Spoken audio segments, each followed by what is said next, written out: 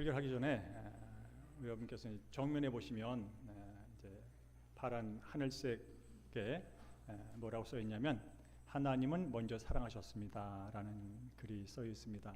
이 내용에는 이제 많은 내용이 들어 있는 겁니다. 많은 내용이 들어있습니다. 하나님이 먼저 누구를 사랑했을까요? 누구라는 게 들어 있는 것이고요.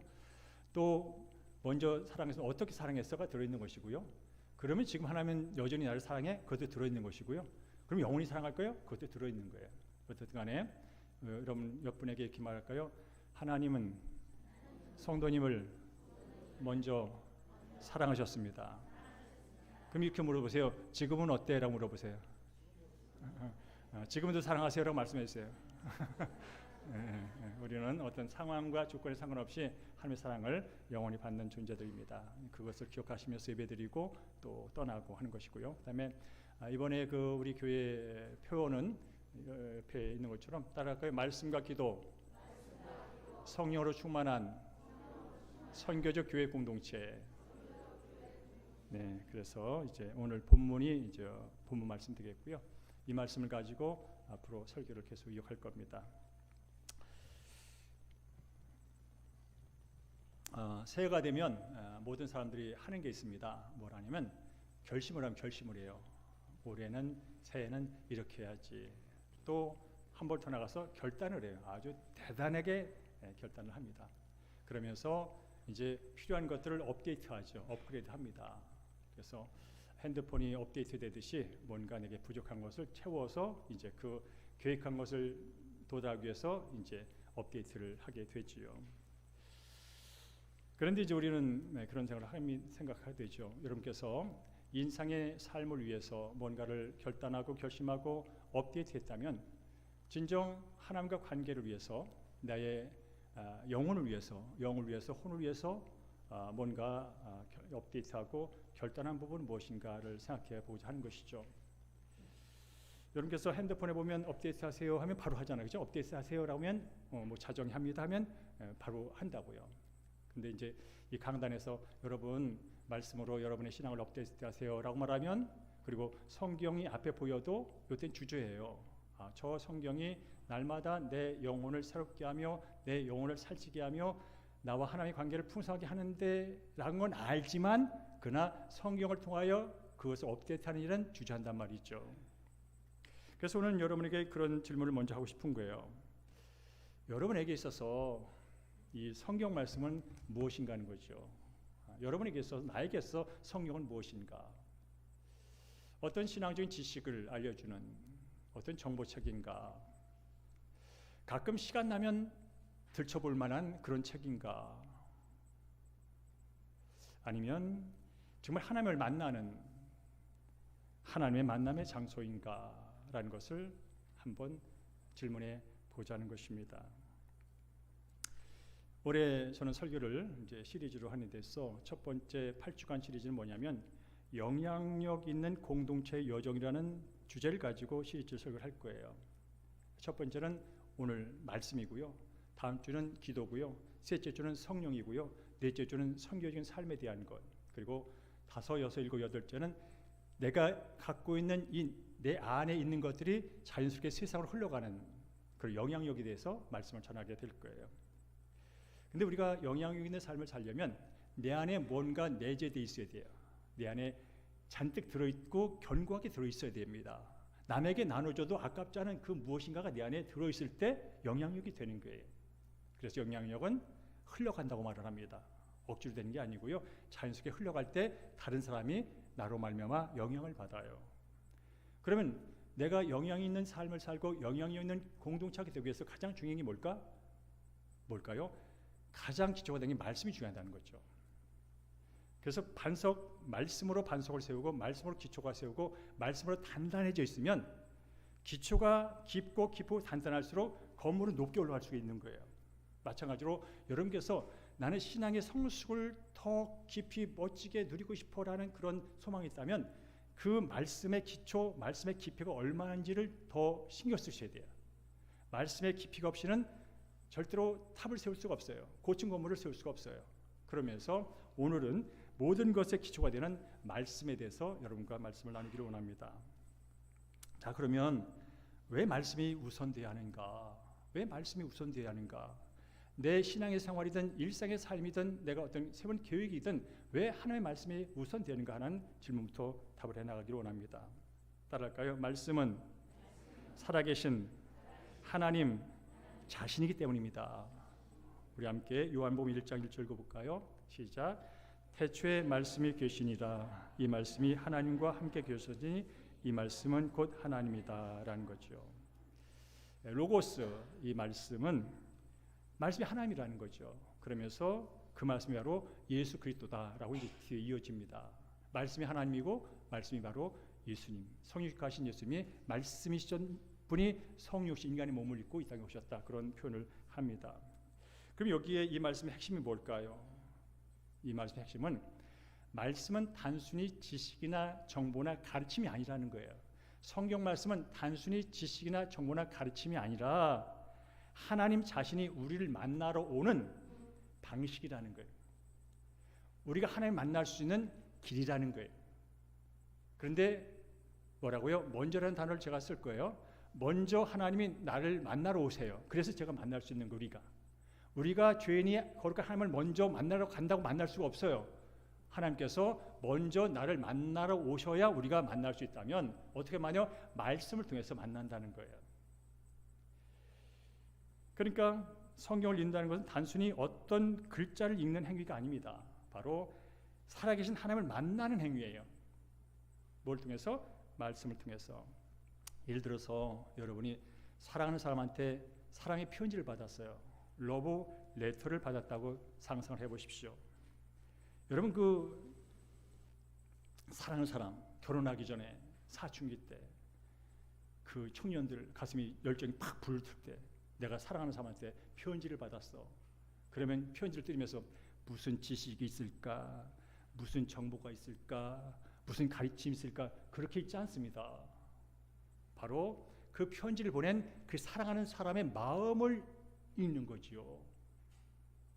그래서 행간의 의미를 새기고 글자 하나하나에 담긴 그 사랑하는 사람의 생각과 마음과 나를 향한 무엇을 발견하려고 그렇게 꼼꼼하게 읽습니다.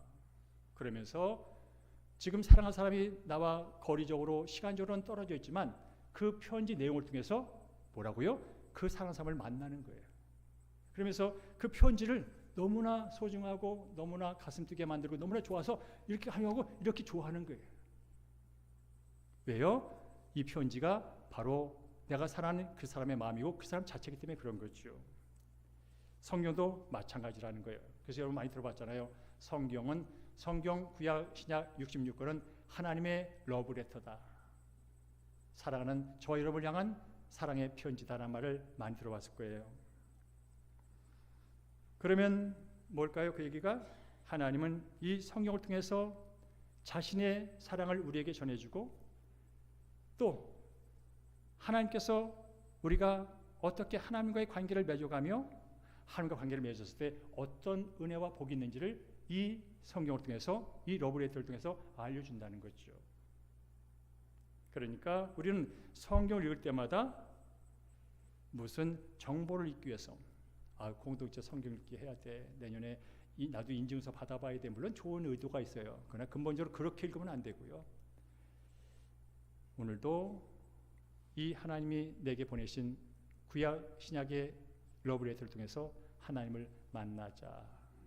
하나님은 또 오늘 내게 어떤 사랑의 말씀을, 어떤 경계의 말씀을, 어떤 유리의 말씀을, 어떤 취의 말씀을, 어떤 소망의 말씀을 주실까? 오늘은 또 이 말씀 통해서 나의 가슴을 어떻게 뛰게 하실까? 라는 마음을 갖고 펼치시라는 거예요. 그래서 말씀 묵상은 이럴 때 의미가 있어요. 나는 이미 하나님의 사랑을 받은 자다. 이미 받은 자로서 여전히 사랑하시는 그 하나님이 여전히 나를 사랑하시는 그 사랑의 마음을 더 깊이 알기 위해서 읽는 게 성경 읽기라는 거죠. 그렇지 않으면 짐이 돼버려요. 오늘도 2장 읽어야 돼. 오늘도 3장 읽어야 돼. 오늘도 바쁜데. 우선순위에서 벗어난다는 거죠. 그러면서 여러분들 성경을 우선해야 하는 것은 말씀 자체가 하나님이기 때문에 그렇다. 하나님을 만나는 최고의 길이요 방식이요 장소이기 때문에 그렇다. 그렇게 하시고 여러분 성경을 대하시기 바랍니다. 두 번째로 따라갈까요? 능력이 말씀에서 나오기 때문입니다. 우리 오늘 본문의 말씀 스크린에 있는 걸 읽어볼까요? 시작. 주여 이제도 그들의 위협함을 굽어보시옵고 종들로 하여금 담대히 하나님의 말씀을 전하게 하여 주시옵고 빌기를 다음에 모인 곳이 진동하더니 무리가 다 성령이 충만하여 하나님의 말씀을 담대히 전하니라. 이 기도 제목의 핵심이 뭔지 아세요? 어떤 핍박에도 불구하고 주의 말씀을 담대하게 전하게 해달라는 그런 내용이 바로 이 기도의 핵심 주제입니다. 그리고 하나님은 이 기도를 들으셔갖고 성령 충만케 하셨고 그 말씀을 담대히 전한 증인의 삶을 살도록 응답을 하셨다는 게 오늘 이 본문의 얘기가 되겠습니다. 여기서 우리는 말씀이 먼저라는 걸 생각합니다. 우리는 기도 제목 많아요. 이런 기도 해야 되고 이런 기도 많지만 바로 하나님의 말씀을 먼저 보고 찾고 듣기 위하여 기도하는 거죠. 여러분 말씀에 능력이 있습니다. 말씀이 있는 곳에 성령의 역사가 있습니다. 여러분 성령 충만하고 성령의 역사를 기대하시죠. 근데 성령은 그냥 하지 않습니다. 이미 주어진 하나님의 말씀을 가지고 역사를 하세요. 말씀에 근거하여 약속을 성취하세요. 그러면서 말씀에 뿌린 신앙, 말씀에 뿌리를 내린 신앙, 말씀에 뿌리를 내린 공동체는 뭘 경험하냐면 하나님의 임재를 경험한다는 거예요. 여러분 이 시간도요 다 달라요. 신앙의 연조가 다르고 말씀의 깊이가 다른단 말이에요. 하나님을 사모하는 마음들이 다르단 말이에요. 그래서 그거이 뭘까요? 바로 하나님의 임재를 경험한 게 다를 수 있다는 거죠. 하나님에 대한 ABCD에 대한 기본적인 정보가 없으면요 제가 아무리 얘기를 해도 이해를 못해요. 언어가 달라서. 그러나 하늘의 언어, 성경의 언어를 이미 내 머릿속에 마음속에 장착하고 있으면 오늘 이 기록된 성경을 제 입을 통해서 선포될 때 그것이 이해가 되고 깨닫게 되고 더 깊이 들어갈 수 있는 것이죠. 그래서 초대교회가 여러 모양으로 부흥하고 성장했지만 그 핵심에 뭐가 있다고요? 말씀이 있었다는 거예요. 주님께서 하신 말씀을 붙들고 기도하고 말씀대로 살아내는 그런 삶이 있었기 때문에 여러분 로마의 국교가 될 수 있었고 오늘날 여기까지 오게 됐다는 것이죠. 여러분 아십니까? 교회와 우리 개인의 신앙은요 어떤 프로그램으로 성장하지 못합니다. 할 수는 있어요. 그러나 말씀이 없는 프로그램일 뿐이에요. 그리고 교회는요 분위기로 버티는 게 아니에요. 교회 가니까 거기 분위기가 좋아. 교회 가니까 조명이 좋아. 거기 교회 가니까 찬양이 좋아. 교회 가니까 밥맛이 중요하죠. 어떤 부분에서는 유용합니다. 그러나 교회는 분위기로 버텨지는 게 아니에요. 속한 교회 지체 한 사람 한 사람이 말씀의 뿌리를 반듯하게 내리고 있는 그런 공동체가 계속 버텨나가는 거예요. 세상은 계속해서 교회를 흔듭니다. 여러분의 신앙을 흔듭니다. 어떻게든 하나님 믿지 못하게 만들고 하나님을 믿어도 네 중심을 믿으라고 계속 꼬드깁니다. 그런데 바로 말씀, 하나님의 음성이 내 귀에 들리고 마음에 새겨질 때 그때 우리는 견고하게 서게 되는 것이고 또 하나님의 백성으로 승리하게 되는 것이죠. 그래서 여러분 우리 기도가 이렇게 바뀔 필요가 있어요. 그동안은 주님 제가 말씀대로 해내게 해주세요. 물론 좋은 말이에요.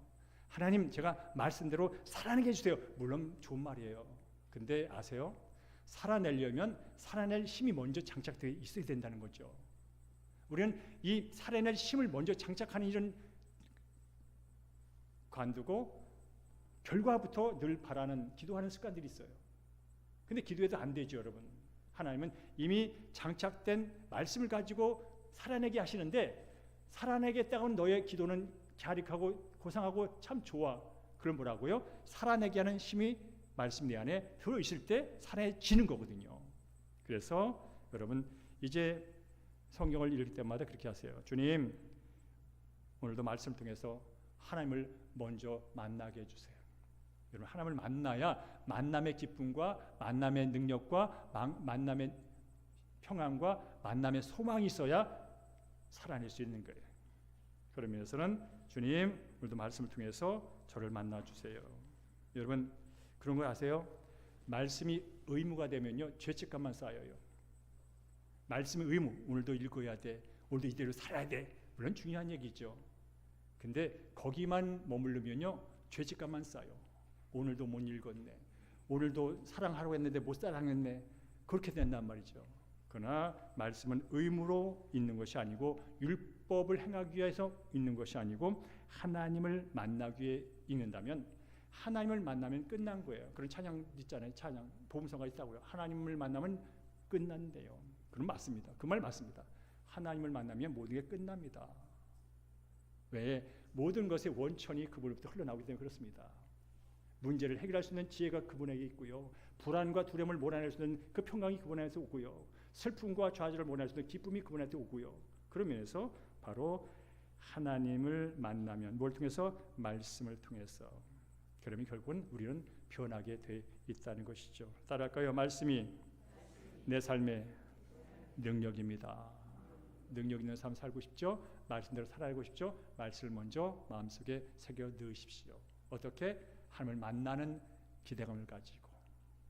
자, 세 번째로 따를까요? 흔들리는 시대에 유일한 답이 말씀입니다. 우리 함께 시편 119편 105절 말씀 읽어볼까요? 시작.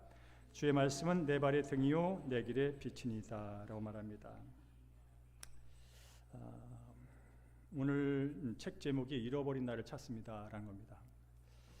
지금 이 도심을 살아가는 많은 사람들이요 길을 잃고 살아가요. 길을 잃고 살아가요. 돈이 많아도 길을 잃었고요, 권력을 가져도 길을 잃었고요, 학문이 많아도 길을 잃은 삶을 삽니다. 그래서 여러분 오늘 신문지상 길 잃은 사람들 얘기잖아요. 죄 짓고 뭐하고 한 사람들 다 길 잃은 사람들입니다. 왜 길을 잃냐면 그들이 처음부터 나쁜 길을 가겠다고 생각한 적은 없어요. 나쁜 길을 가겠다고 생각한 적은 없어요. 그런데 가다 보면 길이 선택지가 너무 많은 거죠. 길을 왜 잃냐면 갈 길이 너무나 많아서 길을 잃는 거예요. 어느 길을 갈지 모르는 거예요. 이 길인 줄 알았는데 가보니까 아니야. 저 길인 줄 알았더니 가보니까 또 다른 길이 있어. 그래서 계속해서 헤매고 있는 거지요.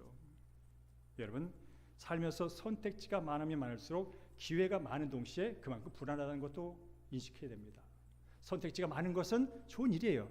그러나 이 선택지를 온전하게 선택할 수 있는 기준이 없으면 그 자체가 불안인 거예요. 그 자체가 염려인 거지요. 요즘 여러분 어떤 시대입니까? 상대주의 시대입니다. 절대 진리가 없다는 거죠. 네가 말하는 게 옳고 내가 말하는 게 옳다는 거예요. 그러니까 서로 신경 쓰지 말자는 거예요. 신경 쓰는 순간 싸움이 되는 거예요. 그런 상대주의 시대를 살고 있어요. 절대 기준이 없고 표준이 없어요. 요즘은 어른도 없대잖아요. 옛날엔 그래도 어른이 이건 이렇게 하는 거야, 그렇게 질서가 잡힌 적이 있었어요. 근데 지금은 어른도 없어요. 그죠? 애나으리나 다 내가 주인이고 내가 중심입니다. 내가 진리입니다. 그런 인생들에게 성경은 말하고요, 내 말이 등불이고 길이다라고 말씀을 하고 있습니다.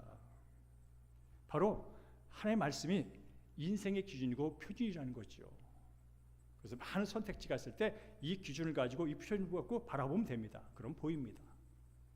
그리고 그 보이는 것을 선택해 가면 틀림없습니다. 그래서 오늘 저는 오늘 설교 제목을 말씀으로 충만한 게 공동체라는 그 제목 아래다가 부제로 제가 써놨어요. 따라할까요? 말씀 한 줄이 인생을 바꿉니다. 바꿉니다, 여러분. 말씀은 생명력 있잖아요. 영은 살리는 것이니 영은 살리는데 예수님 말씀하시기로 내가 너에게 이른 말씀이 영이래. 그리고 생명이래. 여러분 이 말씀은 생명이에요. 죽은 자를 살리는 능력이 있어요. 아픈 자를 고치는 능력이 있어요. 절망과 좌절 속에 있는 사람에게 소망 가운데 인도하는 능력이 있어요. 그래서 말씀 한 줄로 인생이 바뀐 사람이 한둘이 아니에요. 말씀 한 줄로 공동체가 바뀐 나라가 한둘이 아니에요. 여러분 말씀 한 줄이 내 안에 뿌리를 내리면 내 안에 있던 욕망의 방향이 바뀌어요. 왜 사람이 죄를 짓습니까? 욕망을 주체하지 못해서 그래. 욕망이 주체가 안 돼서 결국 죄로 빠져버리는 거죠. 근데 말씀은 우리 안에 내 개인적인 탐욕과 탐심과 욕망을 절제시키는 능력이 있어요. 그리고 말씀 한 줄이 우리를 두려움의 이름을 바꿔요. 여러분, 우리는 평생 두려움과 불안에서 벗어나기 쉽지 않습니다. 오늘도 이렇게 앉아 계시지만 어떤 분은 지금도 머릿속에는 그 일 때문에 불안하고 두렵고 걱정스럽고 염려가 지금도 여러분을 휩싸는 분이 계셔요. 그러나 말씀 한 줄이 내 안에 있는 두려움과 불안을 몰아낸다는 거지요. 두려워하지 마라. 내가 너와 함께하고 있어. 놀라지 마. 담대하라고. 내가 세상 끝날까지 함께할 거야. 난 너의 창조주고 난 너를 사랑하는데 내 아들까지 아끼지 않고 내어준 그런 사랑이 여전히 너에게 흘러가고 있어. 나는 창조주 하나님이야. 근데 알아, 너는 내 것이야. 그게 무슨 말인지 내가 너를 책임진다는 뜻이야. 그러니 그런 문제 갖고 너무 두려워하지 마. 그 비교 때문에 너무 상심하지 마. 과거에 받은 상처 때문에 계속 묶여있지 마. 예수의 피로 너는 다 해결됐다니까. 난 네가 내 안에서 자유하길 원해. 이미 예수의 피로 너는 죄로부터 자유를 받았어. 사탄 마귀 귀신의 모든 어둠의 세계로부터 너는 해방된 자야 라고 말씀이 계속 우리에게 한 줄을 전해줘요. 그러면 그 말씀을 듣고 우리는 아멘하고 나가는 거죠. 그렇습니다. 여러분, 살면서 가장 중요한 게 뭔지 아세요? 나를 찾는 거예요. 내가 누군지 아는 거예요. 나의 정체성이 누군지 아는 거예요. 근데 사람들은 자기가 누군지도 모르고 인생을 살다 많이 죽습니다. 돈이 많으면 나일까? 권력을 잡으면 그게 나일까? 공부를 많이 하면 그게 나일까? 사람의 인정을 많이 받으면 그게 나일까? 그래서 자기 정체성을 거기서 찾다가 많은 사람이 실망하고 스스로 목숨을 끊는 사람도 많습니다. 바로 성경을 말합니다. 너는 예수 안에서 새로운 피조물이고 왕같은 제사장이고 거룩한 나라야. 택함 받은 족속이라고. 너는 오늘 죽어도 영원히 사는 한 나라의 힘이 되었다고. 세상은 너를 보면서 이렇다 저렇다 평가할지 모르지만 나는 너를 그 누구보다 보배롭고 존귀하게 여기어. 너는 내 거야 라는 말씀 한 줄이 나로 하여금 옆에 잘 사는 사람, 나보다 잘생긴 사람, 나보다 돈 많은 사람, 나보다 똑똑한 사람 없어 줄을 뜰 때마다 아니야. 그건 다 이따 사라질 거야. 예뻐봐야 70, 80, 90, 100대 봐. 그걸 원리 가는데 잠깐이야. 돈? 아이고 돈 많은 거 좋지. 편리해. 좋아. 많이 벌어. 근데 알아, 돈도 건강할 때 필요한 거야. 여러 가지로 말씀 통해서 내가 누군지를 알려주면 그 정체성의 힘을 가지고 오늘을 사는 거예요. 비교 속에서 불안하고 비교 속에서 남 상처 주고 미워하고 사는 것이 아니라 이미 나는 충분히 사랑을 받는 자로, 충분히 영원히 사랑받는 자로 오늘 서 있어 라는 그 자존감이 있을 때 우리는 새롭게 변화되고 새 삶을 살아가게 되는 거죠. 여러분, 지금도 세상은 그렇게 말합니다. 성과로 너를 증명하라고.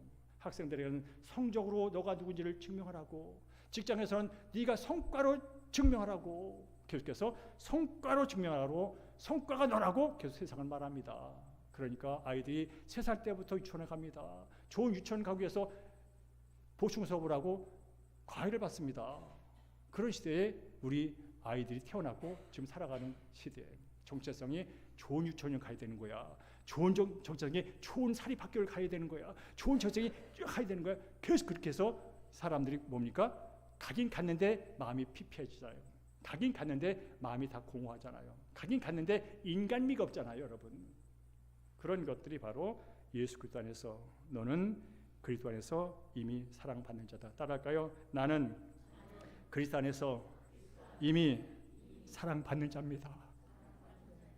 오늘 여러분, 세상에 올 한 해 살면서 여러 가지 풍파가 다가올 수도 있어요. 세상 올 2000 새해에도 여러 가지 험난한 먹구름이 여러분 인생 가운데 찾아올 수 있어요. 그러나 꼭 이것만은 잊지 마십시오. 상황이 이래도 하나님은 이미 나를 사랑하셨고 지금 여전히 사랑하시고 영원히 사랑하신다. 요것만 놓지 마세요. 이게 믿음이에요. 다른 거 아니에요, 여러분. 이걸 믿고 갈 때 위로부터 임하는 위로와 평강과 능력이 더해질 줄로 믿습니다.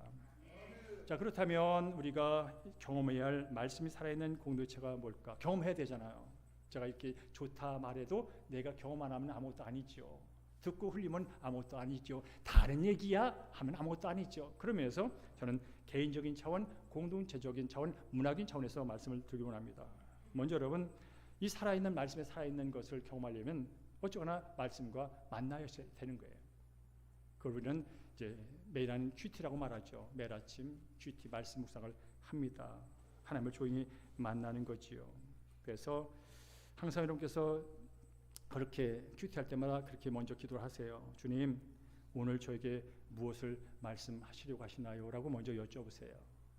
주님, 오늘도 기록된 말씀을 통해서 어떻게 말씀하시려고 하시나요? 라고 먼저 여러분께서 여쭤보세요. 그러면서 오늘도 주님께서 기록된 성경을 통해서 제게 들려주시는 음성을 듣고 싶습니다. 라고 먼저 마음을 여셔야 되는 거예요.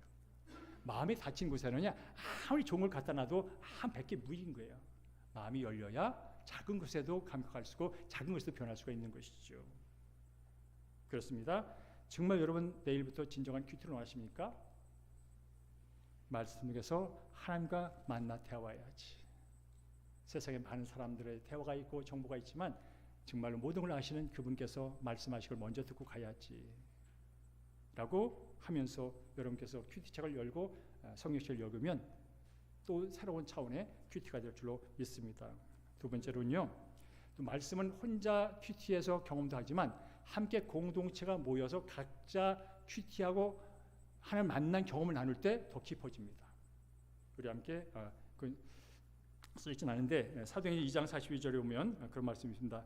그들이 사도의 가르침을 받아 서로 교제하며 떡을 떼며 오로지 기도하기를 힘쓴다는 말씀이 있어요. 여기서도 먼저 나온 게 뭔지 아세요? 가르침이 있고 교제가 있고 떡을 떼고 기도해요. 근데 가장 먼저 나오는 게 뭐라고요? 사도의 가르침을 받았다. 말씀이 먼저라는 거예요. 말씀이 뭐라고요? 교제보다 먼저예요. 말씀이 뭐라고요? 떡을 떼는 것보다 먼저예요. 말씀이 뭐예요? 기도보다 먼저예요. 모든 기초가 있어야 그 다음 게 따라와야 되는 거예요. 기초 없이 기도하고 기초 없이 봉사하고 기초 없이 뭐 하면요, 가다가 마는 거예요. 가다가 마는 거예요. 왜? 기초가 없으니까. 바람만 불면 흔들리고 뽑혀버리는 거죠. 그래서 교회 교제 중요합니다. 성도 간의 교제 중요해요. 근데 여러분 교회 와가지고 와 말이야, 나 지난주에 여기 갔는데 멋있더라고. 지난주에 나 이거 먹었는데 맛있더라고.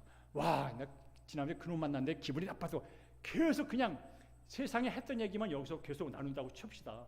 그러면 여러분이 금요일 토요일 날 저 카페에서 술집에서 나눈 다른 친구하고 나눈 대화가 뭐가 차이가 있습니까? 바로 이곳 교회에서 나오는 교회는요, 그래서는 발전이 없어요. 그러면요, 나눴다 다른 거예요. 아, 교회 와도 별 수 없네. 교회 와도 술집에서 하는 얘기, 카페에서 하는 얘기, 저 유흥 어디 가서 하는 얘기, 그 얘기밖에 없네. 교회로 특별한 줄 알았더니 없네. 그러고 가는 거예요. 다른 성도들이, 다른 사람. 그 당시 말을 안 하지. 그러나 여러분 교회에서 뭐라고요? 내가 주일마다 매일마다 말씀에서 만난 하나님의 얘기, 하나님을 만나서 하나님께 들은 얘기를 가지고 이렇게 삶을 살았더니 이렇게 표현했어. 이렇게 되더라고. 용서가 되더라고. 두려움이 떠나가더라고. 불안을 이기더라고. 새로운 인사이트가 생기더라고. 새로운 용기가 있더라고. 그래서 해냈어 라고 하는 그런 얘기를 들으면 그래, 나도 한번 그렇게 해볼까? 라고 하는 거예요. 여러분, 왜 공동체 목장이 중요할까요? 거기서 말씀 나누기 중요할까요? 우리는 성경의 신비 중에 하나는 뭐냐면요, 같은 본문인데 10명이 읽으면 10명의 인사이트가 다 다르다는 거야. 깨달음이 다르다는 거예요. 잘못된 게 아니고 옳거림 문제 아니고 같은 본문인데 어떤 사람은 이렇게 깨달아서 은혜를 받고 어떤 사람은 저렇게 깨달아서 은혜를 받고 어떤 이렇게 적용해서 삶이 풍성해진 게 다 다양해요. 그럼 뭡니까? 내가 보지 못한 것을 하나님이 저 성도를 통해서 보게 하셨고 깨닫게 하시고 적용케 하시고 누리게 하신 것을 내가 배우게 되는 확장성이 일어나는 거죠. 아, 그래서 야, 하나님 대단하시다. 그렇게 감격을 하면서 하나님을 더 깊이 만나게 되는 겁니다. 그럴 때 우리가 이번에 교회 가면 우리가 또 하나님 말씀을 통해서 경험하니까 저 성도도 어떻게 말씀할까? 나는 이렇게 말해야지. 그런 기대감이 있을 때 목장 모임이 재밌는 거예요. 근데 말씀이 준비가 안 됐으면요, 사실 목장 모임이 재미없습니다. 뭐 세상에 사는 얘기, 술집에 사는 얘기, 카페에서 사는 얘기 또 한다는 게 본인도 별로 탐탁지 않습니다. 근데 성경이 좀 착하지 마세요. 새 가지고 왔다고 여러분 그 사람 친하게 해준다고 세상 얘기 많이 하지 마세요. 그분이 세상 다 경험하고 있어요. 세상 다 알고 있어요. 세상에서 없는 거 교회는 있으니까 기대하고 온 거란 말이에요. 근데 우리 착각해갖고 저 사람들이 세상적인 방법으로 친하게 해주면 여기 정착할 것처럼 아니에요. 좀 이따 가요. 뭔가 있을 줄 알고 왔는데 와보니까 별거 없네. 똑같네. 그렇게 한 거라고. 그러니까 여러분께서는 세상적인 면에서도 다 수용하고 인정해주고 공감해주지만 그러나 우리는 그런 세상에서 말씀을 가지고 이렇게 살아가고 있어요. 이런 복이 있어요. 이런 평강이 있어요. 이런 위로가 있어요. 이런 행복이 있어요를 여러분이 삶을 통해서 말을 통해서 해석을 나눌 때 여긴 좀 다르긴 다르네. 관이 달라. 각도가 달라. 접근 방법이 달라. 근데 결과가 좋네. 그런 것을 깨닫게 될 때 그럼 나도 예수를 좀 알아볼까? 나도 그럼 성경을 읽어볼까? 그렇게 접근이 되는 거죠.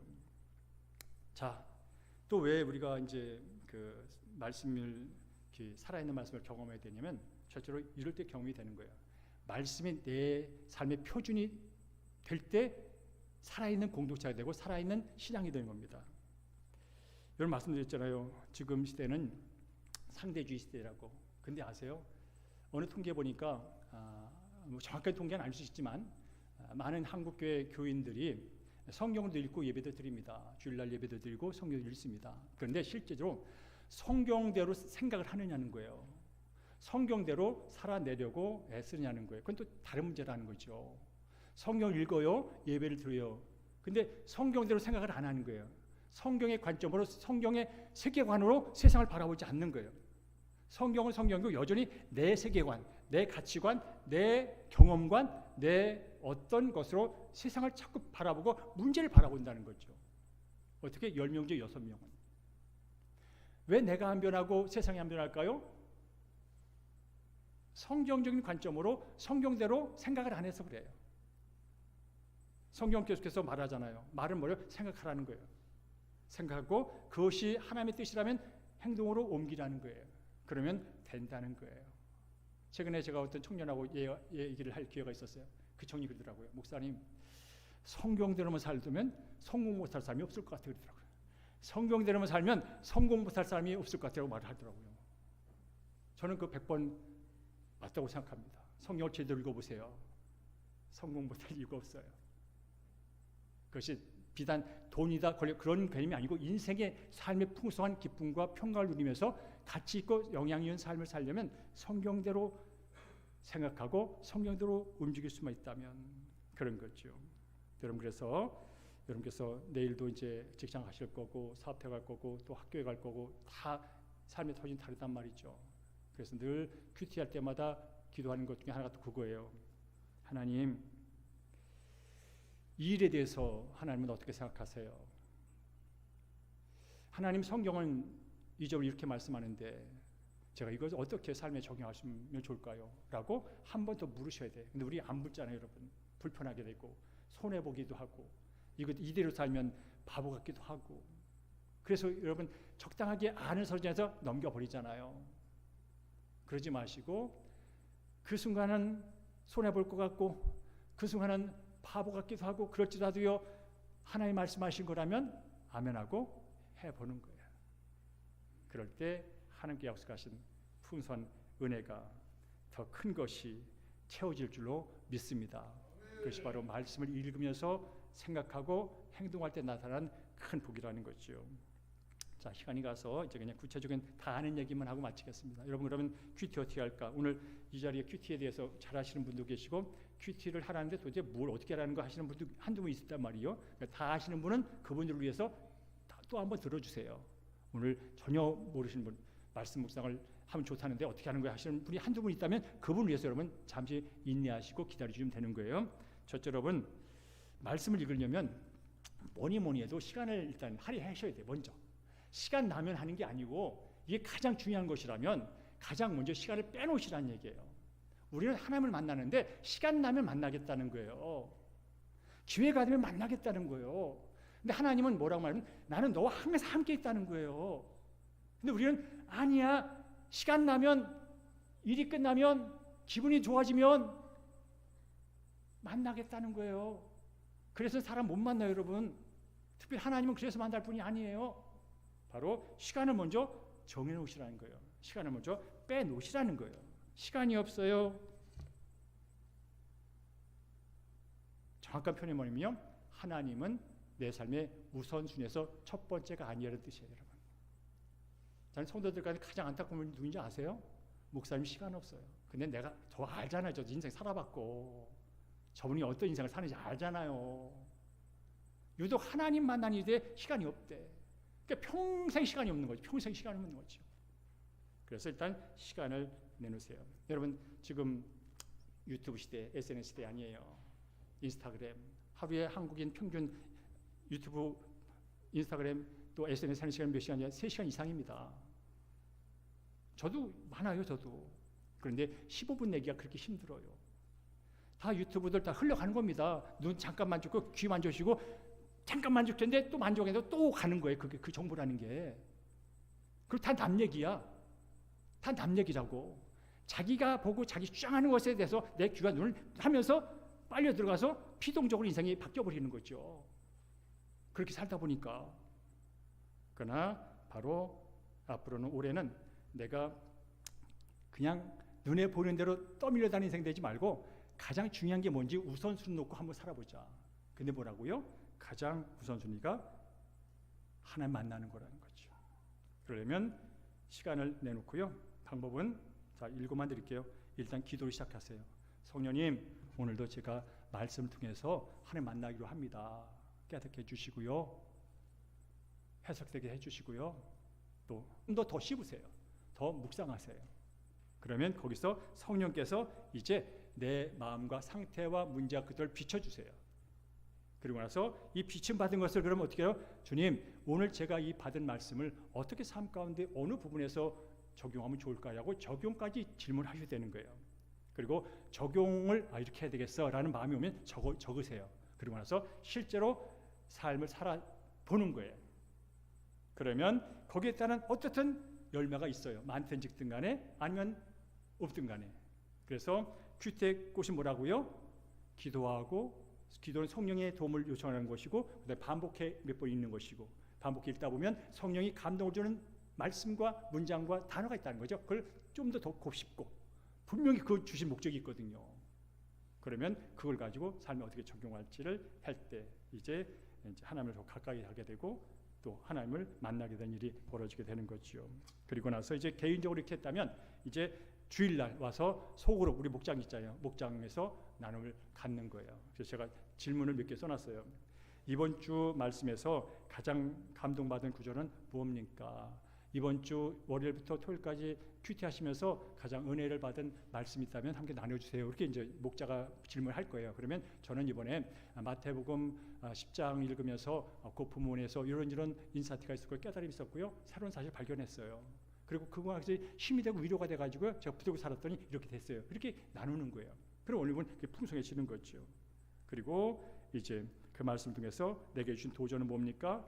또 이번 주에도 어떻게 살겠습니까? 하면서 한 발 더 나가는 거죠. 그러면서 서로 이제 기도하고 마치는 그런 순서가 되겠고요. 그다음에 이제 어떻든 간에 여러분께서 말씀이 살아있기 때문에 반드시 변화를 일으킵니다. 반드시 변화가 일어나요. 말씀은 살아있어서 운동력이 있어서 구분 것은 다르게 하고요. 맡긴 것은 뚫어줍니다. 이게 말씀의 능력이라는 거죠.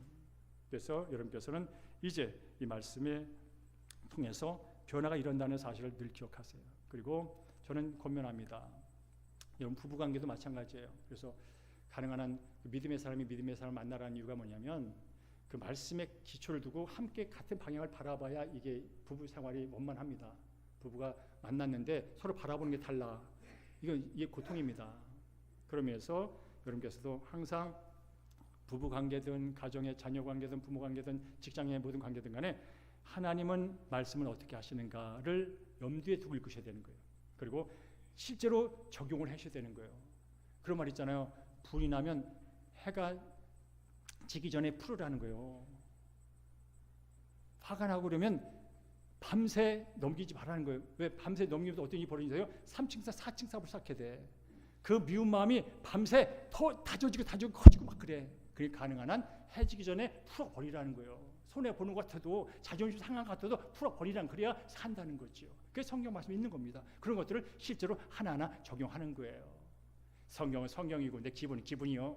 어떻게 저걸 그럼 뭐예요? 나도 죽고 걔도 죽는 거예요. 똑같은 거예요. 바로 그런 것들이 있을 때 우리는 변화를 이루어지게 된다는 거죠. 자, 말씀을 결론 맺습니다. 말씀 큐티는요, 말씀을 묵상하는 것은요, 단순한 경건의 생활이 아니다 말했죠. 하나님을 만나는 시간이다. 하나님의 음성을 듣는 시간이다. 그리고 결국 나를 변화시킬 것은 어떤 사람의 말이 아니에요. 어떤 사람의 잔소리가 아니더라고. 바로 살아계신 생명의 말씀이 내 마음과 생각과 내 감정을 다스릴 때 그때 내가 변할 수 있다는 것이죠. 그러면서 여러분 말씀 묵상을 소홀히 하지 마시기를 주 이름으로 축복합니다. 그리고 성경에 보면요, 말씀을 늘 가까이 한 사람들은 복이 있대. 그래서 여러분 잘 아는 것처럼 시편 1편에 있잖아요. 그는 시냇가의 신겨 나무처럼 시절을 따라 뭐라고요? 모든 것이 형통한다는 거죠. 거기 모든이라는 말이 있어요. 말씀, 하나님과 늘 말씀을 가까운 사람에게는 어떤 복이 임하면 시냇가에 심겨진 나무가 철을 따라 열매를 맺은 같이 그 사람의 모든 것이 형통한다고 말합니다. 그리고 여호수아 1장에 보면요, 네가 좌로나 우로나 치우치 말고 율법을 즐거워하여 묵상하면 네 가는 길이 형통한다는 거예요. 형통이 뭡니까? 성공입니다. 그리고 요한복음 15장에 보면요, 내가 네 안에, 내 말이 네 안에 있으면 네가 원하는 대로 무엇이든 구하래. 그러면 다 이루어진다는 거죠. 그런 복이 있으니까 올 한 해도 여러분 다른 것도 할 일 많고 바쁘지만 하나님을 만나는 시간을 먼저 띄워놓으시고 말씀을 통하여 하나님을 만날 때 그때 나도 살아나고 내 가정도 살아나고 내 직장도 살아나고 내 진로도 살아나고 내 학업도 살아나고 우리 주의 몸된 공동체도 살아나게 될 줄로 믿습니다. 그 복이 우리 성도님 삶 가운데 넘치기를 다시 한번 주의 이름으로 축복합니다.